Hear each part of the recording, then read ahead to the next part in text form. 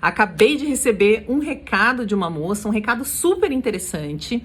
Ela já sofreu violência sexual e a amiga dela também. E elas estavam conversando que não entram em embates com mulheres que acabam defendendo estupradores. Defendendo como? Dizendo que é a mulher que deve se dar o respeito, que não pode sair à noite, que não pode beber. Esse discurso que a gente já sabe que culpabiliza a vítima. Aí ela falou assim, Sheili, me diz uma coisa, você acha que essas pessoas, com tantos dados oficiais sobre violência sexual, elas estão, né, especialmente as mulheres que têm esse discurso, elas são ingênuas ou elas estão fazendo isso por maldade mesmo? E eu achei essa pergunta, ela até se justificou, ela falou, olha, eu não quero parecer que eu tô sendo machista nem nada, mas eu realmente tenho essa dúvida. E é uma dúvida muito genuína. É uma dúvida super genuína, acho que é uma dúvida que a gente tem, é uma coisa que faz a gente pensar, eu pensei muito já sobre isso. Para mim, e a minha opinião particular sobre o assunto, quando uma mulher reproduz o discurso machista, ela continua sofrendo o machismo do mesmo jeito. Então ela não vai deixar de ter a mesma possibilidade de ser estuprada que todas as outras mulheres, que 4 em cada 10 brasileiras vão ter. Ela não vai deixar de ser assediada. Não muda algumas coisas para ela, mas tem uma coisa que muda. Quando uma mulher reproduz o discurso machista, o discurso que diz que os homens são superiores, que as mulheres é que têm que se adaptar a esse universo para serem respeitadas ou serem tratadas como seres humanos, ela está ganhando uma vantagem, ela ganha a proteção desses homens. Ela é mais aceita nessa sociedade que é liderada ainda por homens. E isso não é uma maldade, isso é uma estratégia de sobrevivência.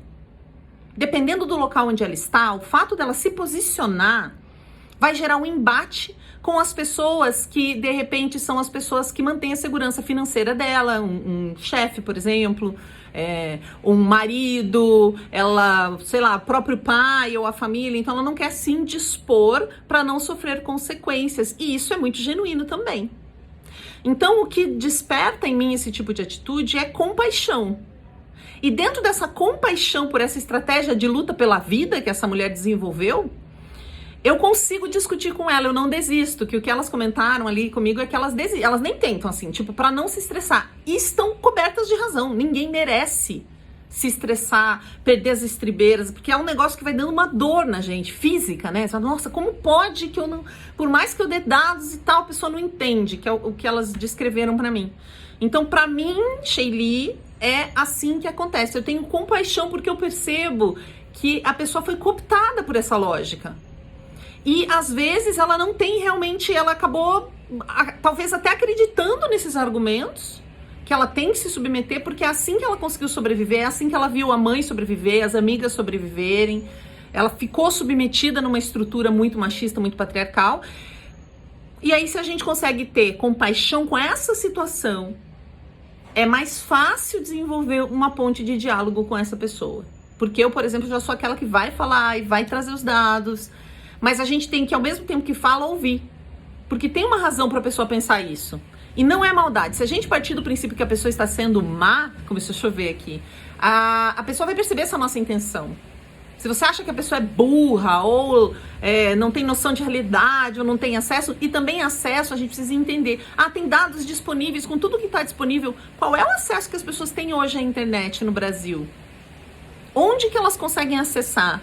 Tem muita gente que não tem computador, só tem o celular. Então não tem o hábito de pesquisar porque não tem acesso. Não é por maldade também que a pessoa não pesquisa, não tem o hábito de ir atrás para ver se aquela notícia é verdadeira ou não, se ela pode resolver aquele problema mais agilmente. Eu conheci muitos professores esse ano dando aula que não têm o hábito de pesquisar no Google uma informação que precisam. Então, às vezes era uma informação tão básica, eu falo assim, gente, mas é só digitar que você acha, pode digitar do mesmo jeito. Não sabe que palavras escolher para colocar numa busca, por exemplo. Porque não é porque a pessoa ensina necessariamente alguém que ela teve esse acesso, e o Brasil é muito grande. Então, deduzir que a pessoa tem acesso a dados é um pouco arrogante de nossa parte e um pouco, talvez, de falta de informação da nossa parte, né? Nós não podemos ter essa ingenuidade de achar que todo mundo recebe os dados, que todo mundo se interessa por esse assunto, porque ele é um assunto tão minimizado, então as pessoas não têm... É um assunto tão difícil de lidar, as pessoas não têm essa vontade de sair pesquisando sobre isso. Então, o dado não vai chegar até ela se ela não demonstrar um interesse em como as redes funcionam, né? E a maioria das pessoas usa a internet como redes sociais. não como um instrumento de pesquisa. Então a gente precisa ter essa dimensão de acesso e de compaixão pelo que o outro vive. É um exercício de empatia mesmo. Eu já fiz um vídeo uma vez chamado Mulher Machista. O que eu penso sobre isso? Contando a história de uma colega de trabalho que era extremamente brutal, assim, com outras mulheres. E eu tinha uma raiva dela até eu entender que ela aprendeu a ser assim, reproduzindo o comportamento de alguns colegas. Ela tinha um cargo alto, porque é o jeito que ela conseguia ser respeitada pelos pares, reproduzindo o discurso deles. E depois ela foi trabalhar num lugar que não era mais assim e ela continuava com aquele comportamento, porque foi o que fez ela ascender profissionalmente. Então, quando eu entendo isso, é muito mais fácil eu ter uma conversa com ela do que se eu chegar lá achando que ela é isso, aquilo, porque as pessoas percebem a intenção por trás da nossa fala. Então, realmente, se você não consegue ter empatia pela pessoa, porque você começa a se desarvorar muito, é melhor você não falar nada. Você vai sofrer, pega um dia que você tá super bem, ou cria uma estratégia para conseguir. E não tô dizendo que porque eu faço isso às vezes, que eu consigo fazer sempre, né? Não é uma coisa fácil. Conectar com as pessoas, estabelecer conexões honestas, sinceras, profundas, verdadeiras, edificantes, não é tão simples assim.